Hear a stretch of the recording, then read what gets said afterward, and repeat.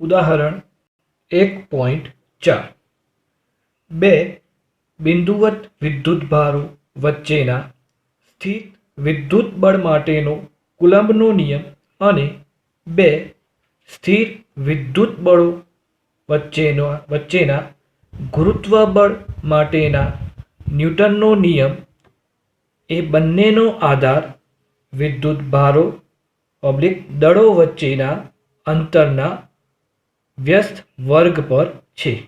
તો A1 electron અને proton અને બે પ્રોટોન વચ્ચે લાગતા આ બળોના માનના ગુણોત્તર પરથી તેમની પ્રબળતાની સરખામણી કરો. B ઇલેક્ટ્રોન અને પ્રોટોન 1 એંગસ્ટ્રોમ દૂર હોય ત્યારે તેમના પરસ્પર આકર્ષણ બળથી ઉદ્ભવતા ઇલેક્ટ્રોન અને પ્રોટોનના પ્રવેગ શોધો.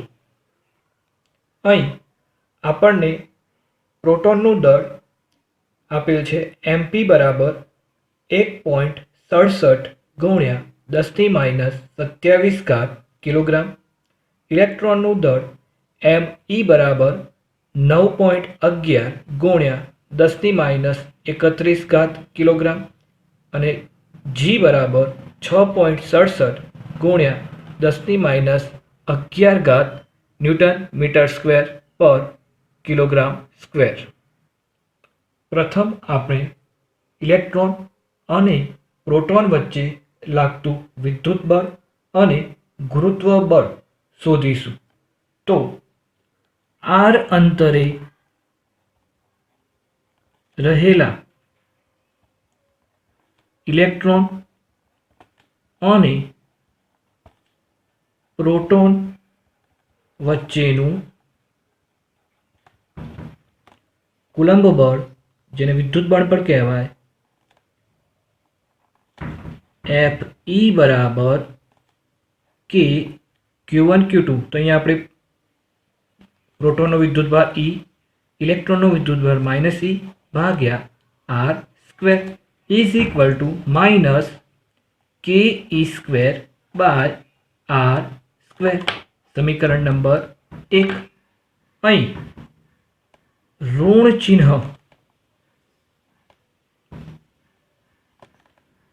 આકર્ષણ પ્રકારનું બળ દર્શાવે છે.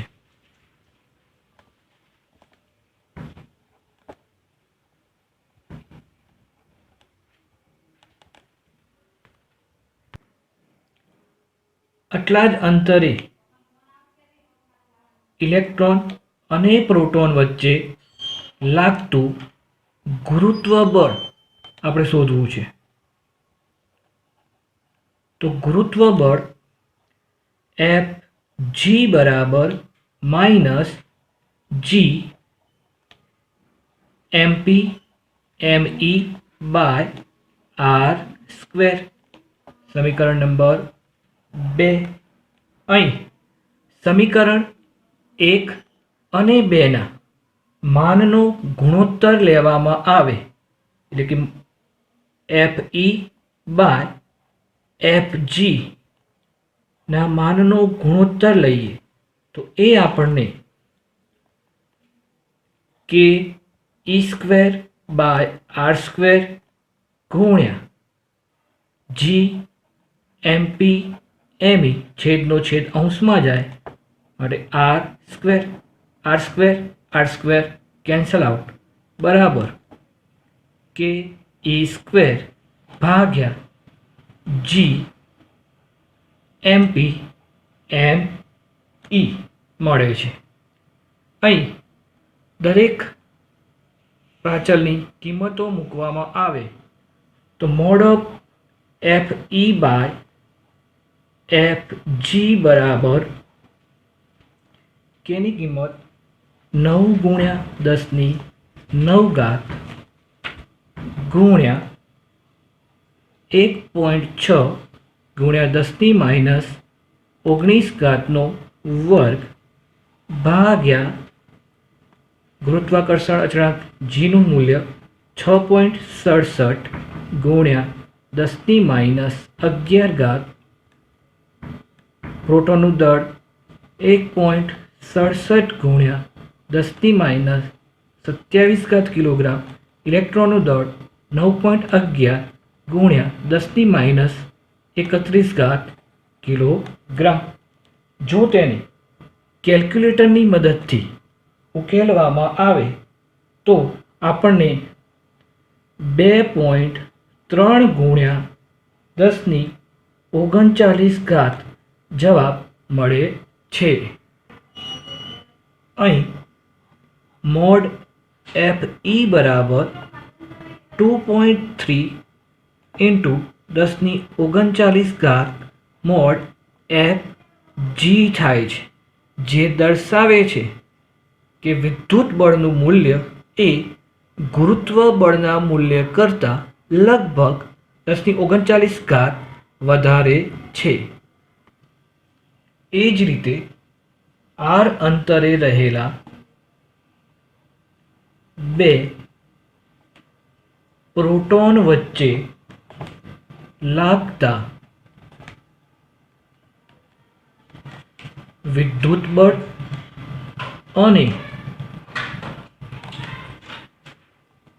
ગુરુત્વ બળના માનનો ગુણોત્તર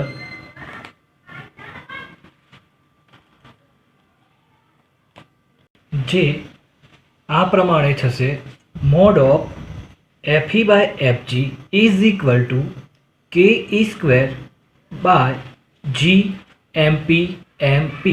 અહીં દરેક ચલોની કિંમત મૂકતા 9 ગુણ્યા 10⁹ ગુણ્યા 1.6 ગુણ્યા 10⁻19 વર્ગ ભાગ્યા 6.67 ગુણ્યા 10⁻11 ગુણ્યા અહીં MP ગુણ્યા MP છે તેને આપણે MP² લખી શકીએ, જેથી 1.67 ગુણ્યા 10⁻27 વર્ગ, જેને કેલ્ક્યુલેટરની મદદથી ઉકેલતા આનો ઉત્તર મળે છે 1.3 ગુણ્યા 10⁻36.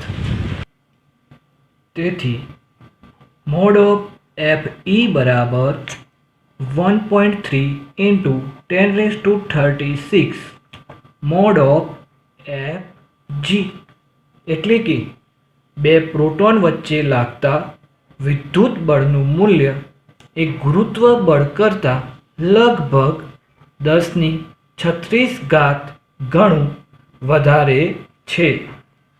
તેથી બંને કિસ્સા માટે આપણે લખી શકીએ કે mod of FE very greater than mod of FG, એટલે કે વિદ્યુત બળો એ ગુરુત્વ બળો કરતાં અત્યંત પ્રબળ છે. ઇલેક્ટ્રોન અને પ્રોટોન વચ્ચે 1 એંગસ્ટ્રોમ અંતર હોય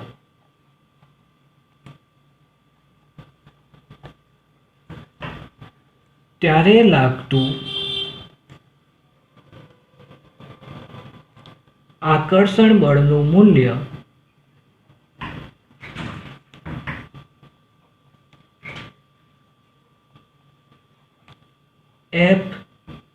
મોડ ઓફ F બરાબર KE²/R² પરથી અહીં બધી જ કિંમતો મૂકવામાં આવે તો 9 ગુણ્યા 10⁹ ગુણ્યા 1.6 ગુણ્યા 10⁻19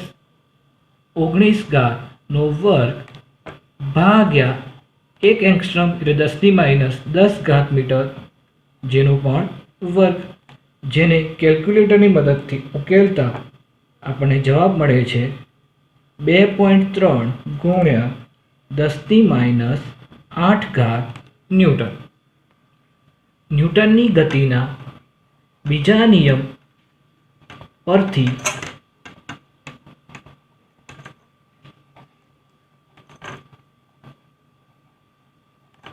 F બરાબર ME AE પરથી ઇલેક્ટ્રોનનો પ્રવેગ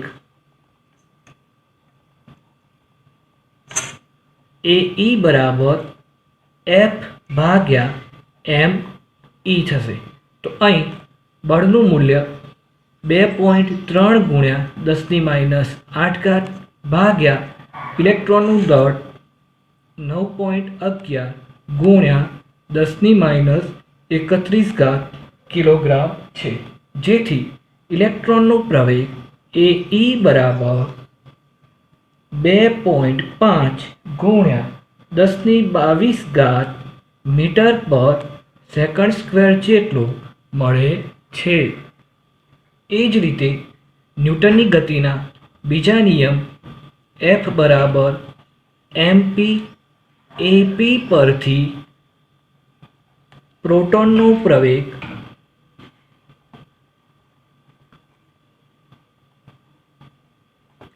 AP બરાબર F ભાગ્યા MP. તો બળનું મૂલ્ય છે 2.3 ગુણ્યા 10⁻8 ન્યૂટન અને પ્રોટોનનું દળ 1.67 ગુણ્યા 10⁻27 કિલોગ્રામ.